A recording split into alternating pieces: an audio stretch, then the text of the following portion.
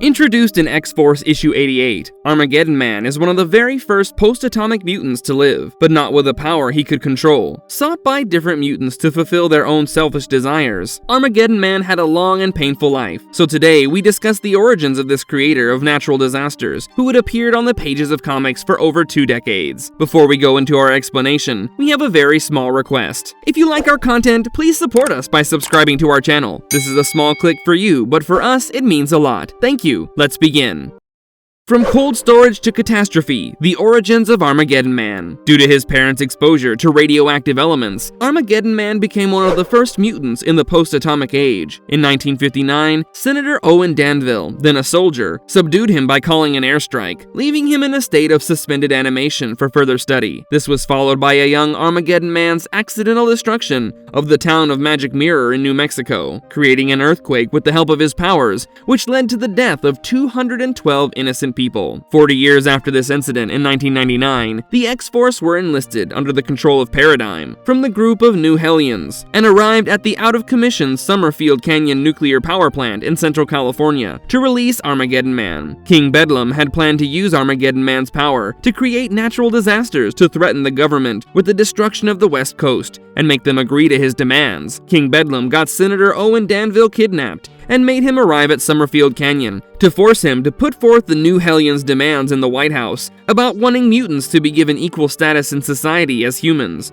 and money for the team. Taro, another member of the New Hellions, tried to prevent Paradigm from resurrecting Armageddon Man, believing the hibernating mutant would only bring destruction. The X-Force had managed to get free from Paradigm's control during Taro's interference, with their member Moonstar, using her powers to make him retreat. But Taro's efforts ended up falling when Armageddon Man ended up being freed, due to the collapse of the coolant tower casing around him. King Bedlam controlled Armageddon Man with the use of a psionic amplifier that enhanced telepathic transmissions, putting him in mental confusion and leading him to be in a frozen state. But his brother and member of the X-Force, Bedlam, realizing King Bedlam's display of Armageddon's powers would end up bringing the death of many lives, used his powers to break the psionic amplifier. This move ended up backfiring, though, when Armageddon Man's powers started causing natural disasters around the world. 50-foot waves in San Francisco, lightning storms in the Pacific Northwest, tornadoes in downtown Los Angeles, earthquakes in Palm Springs, and as long as he lived, the disasters would only escalate in scale. This led to X-Force taking charge. Moonstar flew with the help of fellow member Cannonball and used her new quantum blast powers to distract Armageddon Man, while Meltdown concussively blasted time bombs to knock him off balance. This allowed Jimmy Proudstar to lift Armageddon Man into the air, severing his connection with the Earth, while Cannonball blasted him, leading to Armageddon Man releasing his surging destructive energy without causing any more natural disaster and making him fall unconscious. Senator Owen asked X-Force to leave him under the government's care rather than take him in because they didn't know how to deal with his uncontrollable powers. X-Force reluctantly had to agree,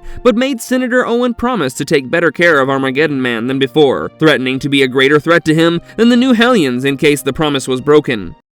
Armageddon Man's adventures. Despite the promise to X-Force for Armageddon Man to be kept in better condition, he ended up being put in a state of suspended animation for a few more years at an oil rig piston facility located in the Sonoran Desert, California. The facility was attacked by X-Men Green, as their member Nature Girl wanted to free Armageddon Man. Defeating the security men, Nature Girl reached the tank Armageddon Man was kept in, and used her powers of connecting with planet Earth to connect with Armageddon Man too. When one of the security guards started the piston at the oil rig to defeat the X-Men Green, Nature Girl called on Armageddon Man's compassion and requested that he wake up and rescue them. Hearing her plea, Armageddon Man woke up, broke out of the tank that had imprisoned him, and broke the giant piston in 2 halves using a massive thunderbolt before it could end the group. Following the destruction of the oil rig facility, Nature Girl got into a fight with her teammate, Sauron, as he had not only taken the lives of the humans at the oil rig, but also the apes being imprisoned there. But as the fight took place, Armageddon Man, worried about the safety of Nature Girl and due to his psychic connection with her, unleashed a massive storm. Another member of the X-Men Green, Curse, tried to calm Armageddon Man, but her words fell on deaf ears as she realized it was her wish for Nature Nature Girl to become her friend, then ended up making her more evil, and was also affecting Armageddon Man. When Armageddon Man unleashed a massive energy blast around the area, it ended up affecting the X-Men Green, who flew into the sky. Curse, while falling down,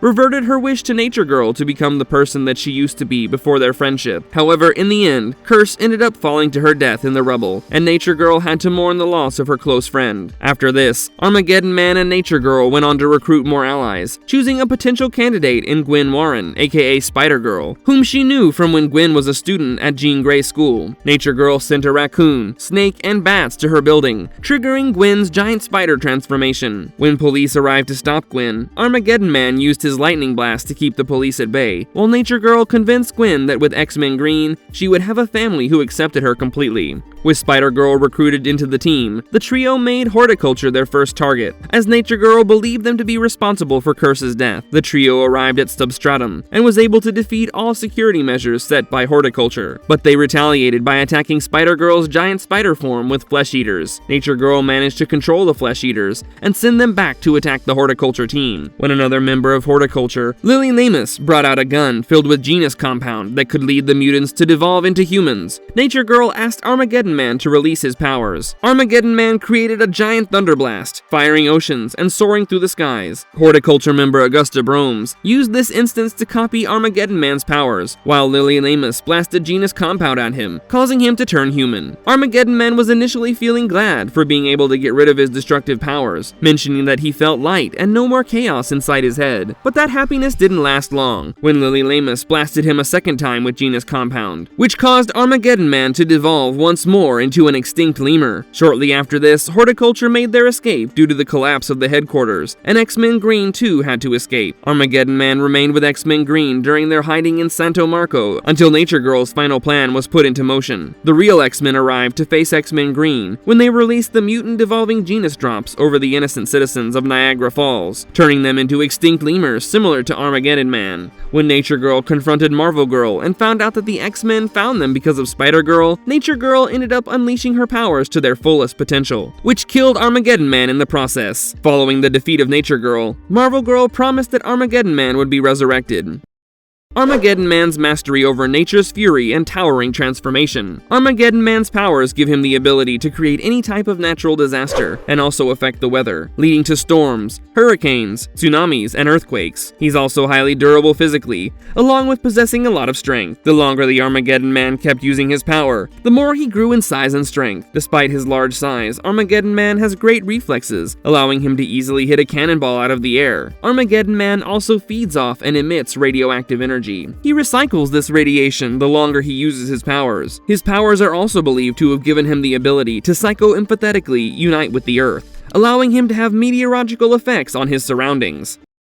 Marvelous verdict, having powers that can cause natural disasters, and on top of that, being unable to control those powers is nothing less than a curse for Armageddon Man. Being stuck in suspended animation for most of his life, and then being freed only for other people to reach their own goals, makes it a lonely world for him. But in the end, before his eventual death, Armageddon Man was able to find a friend in Nature Girl, who was not afraid, but rather helped him out after freeing him. If you liked our content, don't forget to leave a like and subscribe to us if you haven't already. Have a good one and be safe.